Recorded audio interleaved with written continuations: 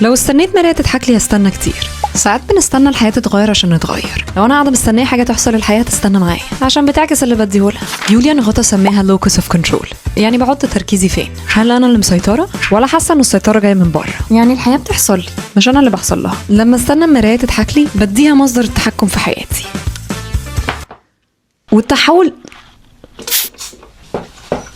والتحول ده بنشوفه في الأعصاب. كل مرة ببادر وبعمل حاجة الأول بقوي مسارات التحكم في راسي اللي هو الانترنال لوكس اوف كنترول. كل مرة بستنى الإذن من بره بقوي العجز اللي عندي.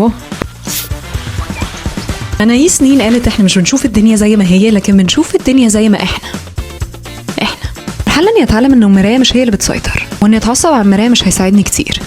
7 سنين حظ وحش. ساعات بننسى ان احنا المراية، احنا مش بنعكس، احنا اللي بنعمل. فلو انا مستنية هي تستنى معايا، زي الحياة هي مش مستنياني، هي مستنية معايا. حتة في مخنا اسمها reticular activating system بتشتغل زي الفلتر، وظيفته ان هو بيورينا الحاجة اللي احنا بندور عليها. لما اركز على حاجة بوعي اكني ببرمج الفلتر ده في مخي. يعني لو قررت اشتري نوع عربية معين مخي يبدأ يشوفها في كل حتة. والفكرة مش في العربية كانت موجودة طول الوقت. اللي اختلف هنا ان الحتة دي في مخي بدأت تشوفها. الفلتر ده بدأ يصفي ويدور عليها فبقت باينة بالنسبة لي. فلو انا مستنية الحياة تحصل، الفلتر ده هيلاقي لي أدلة تخليني افضل مستنية، هيلاقي لي اسباب تخليني مستنية اكتر عن حاجات غيرها. في الاخر العالم ما اتغيرش، الفلتر بتاعي هو اللي اتغير.